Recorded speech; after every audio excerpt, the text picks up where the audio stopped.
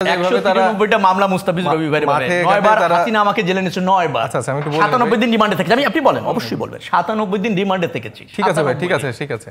মাঠে একটা ব্যক্তি বিশেষ করে এই আমরাই আপনাদেরকে তৈরি করেছি, আমরাই তৈরি করেছি। না না না, আপনারা আমাদের তৈরি করেন। আমাদের জেনারেশন আমরা নিজেরা আমাদের রাজনৈতিক একটা জার্নি আছে। আপনাদের জায়গা থেকে বরং আপনাদের ব্যর্থতার দায়গুলো নিয়ে আসলে আমাদের রাজনীতিতে আসতে হয়েছে। মানে আপনি এরকম মনে করেন কিনা যে এখন বিশ্ববিদ্যালয়ের যে নির্বাচনগুলো হচ্ছে ছাত্র সংসদের, এটা ঠিক অনুরূপভাবে জাতীয় নির্বাচনের একটা বড় ধরনের প্রভাব বিস্তার করতে পারে, বা ভেতরের খবর কি আসলে এরকম আপনাদের কাছে? আচ্ছা, জনগণের উপর ছেড়ে দেন না, আমরা তো সেটাকে স্বাগত জানাচ্ছি। আমরা তো বলছি যে গণতন্ত্রে এবং জনগণের নির্বাচিত রাষ্ট্র ব্যবস্থাপনায় কর্তৃপক্ষ নিযুক্ত করার যে প্রক্রিয়া, সেটা স্থায়ী না, সেটা পরিবর্তনযোগ্য। জনগণ যে কোনো সিদ্ধান্ত নিতে পারে, আমরা তো সেই জনগণের উপরই আস্থা রাখছি। এনসিপি নির্বাচিত হলে তো ভালো হলো, একটা আওয়ামী লীগ ধরেন রাজনীতিতে পতিত হয়ে গিয়েছে, পরিত্যক্ত রাজনৈতিক দল হয়ে গিয়েছে, তাই না? তো সেই রাজনৈতিক শূন্যতা পূরণের জন্য একটা প্রতিযোগিতাপূর্ণ রাজনৈতিক শক্তিও তো দরকার। সেটা যদি এনসিপি হয়, জামাত হয়, তো ভালো, তাহলে আর আমাদের রাজনৈতিক শূন্যতা থাকে না, রাজনৈতিক শূন্যতা থাকে না, জনগণ সুফল পায়, প্রতিযোগিতাপূর্ণ রাজনীতি হয়। কয়েকদিন আগে আলোচনা খালি শুনি, আচ্ছা ধরে নিলাম নির্বাচিত হলো, বিএনপি ক্ষমতায় আসলো, শক্তিশালী বিরোধী দল হচ্ছে না। তো আমরা তো এখন শক্তিশালী বিরোধী দল না, শুধু একাধিক সরকারি দল দেখতে পাচ্ছি।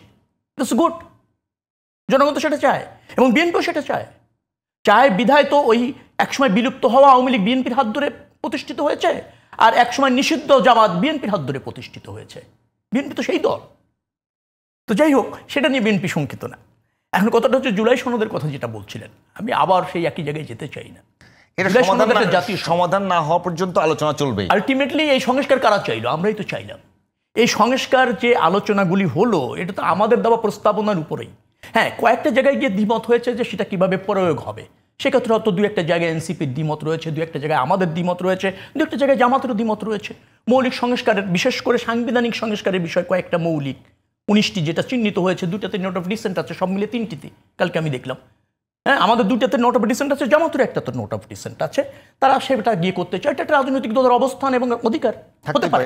আচ্ছা, বাকিগুলি ইসের জন্য অনেকগুলি প্রস্তাবনা এসেছে, সেটা হচ্ছে এক সবচেয়ে বেস্ট প্রস্তাবনা, যেটা সংবিধান সংস্কারের জন্য যেগুলি প্রয়োজন হবে, আমরা জাতীয় ঐক্যমতের ভিত্তিতে আমরা সই করব। অন্তর্বর্তীকালীন সরকার সই করছে, সব রাজনৈতিক দল সই করছে, নেক্সট পার্লামেন্টে এটা হতে পারে। এর বাইরে গেলে তো রাজনীতি থাকবে না, আমি নিশ্চিত। সেটা এনসিপি যদি এই জাতীয় সনদ সই করার পর ক্ষমতায় এসে এটা বাস্তবায়ন না করে, তার রাজনীতি থাকবে না। বিএনপি ক্ষমতায় এসে রাজনীতি যদি ওটা বাস্তবায়ন না করে, তার রাজনীতি থাকবে না। এখন যেটা সংবিধান সংস্কার ছাড়া হয় না, সেটা আপনি কিভাবে করবেন? এটাও তো চ্যালেঞ্জ হতে পারে। নেক্সট পার্লামেন্টে যদি চ্যালেঞ্জ হয়, যেটা অর্ডিন্যান্স জারি করে করা যায়, সেটা তো আমরা বলছি করেন, দ্বিমত নাই। আচ্ছা, যেটা বিধিবিধান আইন সংশোধন করে করা যায়, সেটা করেন, দ্বিমত নাই। তো আমরা সংস্কারের জন্য আধুনিক বাংলাদেশ যেটা বলছেন, পরিবর্তিত বাংলাদেশ বলছেন, তার জন্য তো 84টিতে একমত হলাম সবাই, যে একমত হলেন। এটা কি সংস্কার না? এটা কি চাওয়া না? এটা কি আমাদের প্রস্তাব না? যেটা একমত হলেন, সেই একমতগুলো এখন বাস্তবায়ন করলে সমস্যা হবে না। একমত আপনাকে না করেছে কে বাস্তবায়ন করতে? কিন্তু বাস্তবায়নের যেগুলি পারেন আপনি সেটা করেন, আর যেটা পারছেন না সেটার জন্য একটা বৈধ প্রক্রিয়া, সব একমত হই। আপনারা তো দ্বিমত কেন? আমি যদি এই কথা বলি, আমরা সবাই যদি হই যে না ঠিক আছে, এটা সংসদ ছাড়া হচ্ছে না, তো সেই সংসদে আমরা সবাই করব অঙ্গীকার যদি করি জাতির কাছে, তার বাইরে যাওয়ার কোনো সুযোগ আছে? জাতির কাছে অঙ্গীকারের চেয়ে আর বড় কোনো দলিল আছে? এটা যারা বোঝে না, তারা তো আমার মনে হয় ভীত, এবং তারা রাজনীতি করতে চায় না। তারা একটা দুর্বল সময়ে কিছু শর্ত পূরণ করে নিজেদের রাজনৈতিক অস্তিত্ব বজায় রাখতে চায়। তাকে আপনি শক্তিশালী করবেন কি করে?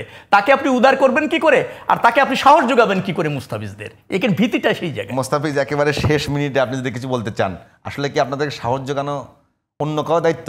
না না না, আমরাই সাহস যোগায়। ধরেন যে ভাইদের মতো যারা রাজনীতিবিদরা আছে, তাদের এখন নতুন করে তারা টকশোতে কথা বলতে পারছে, এখন নতুন করে আবার অস্তিত্ব জানান দিতে পারছে। এই তরুণরা যদি প্রাণ না দিত, না ওনারা আগে থেকে বলতো, ওনারা আগে রবি ভাইরা আগে থেকে টকশোতে কথা বলতো, টকশোতে বলতো। কিন্তু ধরেন মাঠে ঘাটে যেভাবে তারা এখন মাঠে ঘাটে যেভাবে তারা 199টা মামলা মুস্তাফিজ রবি ভাই 9 বার হাসিনা আমাকে জেলে নিয়েছে 9 বার। আচ্ছা আমি একটু বলি 97 দিন রিমান্ডে থেকেছি। আপনি বলেন, অবশ্যই বলবেন। 97 দিন রিমান্ডে থেকেছি। ঠিক আছে ভাই, ঠিক আছে ঠিক আছে।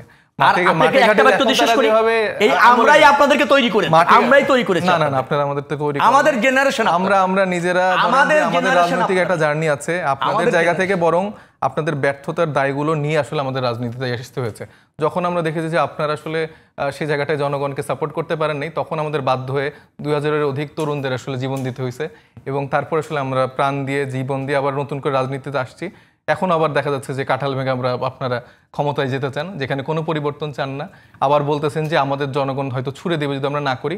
জনগণ কেন বারবার সাফার করবে? আপনাদের ভুলের খেসারত আবার 2000 মানুষ প্রাণ দিবে, আবার 40,000-এর উপরে মানুষ অঙ্গহানি হবে। এই ভুল জনগণও করতে দেবে না, আমরাও করতে দিব না। ধন্যবাদ। আমরা তো 1000 জীবন দিয়েছি, আপনি তো ধন্যবাদ। 2000 আর 2000-এর মধ্যে 25% আমাদেরই ছেলেরা জীবন দিয়েছে। ধন্যবাদ। এটা সকলের, এটা আলাদা দলীয় কোনো ব্যাপার না। এস এম সাহেব মোস্তাফিজ, আপনাদের দুজনকে অসংখ্য ধন্যবাদ।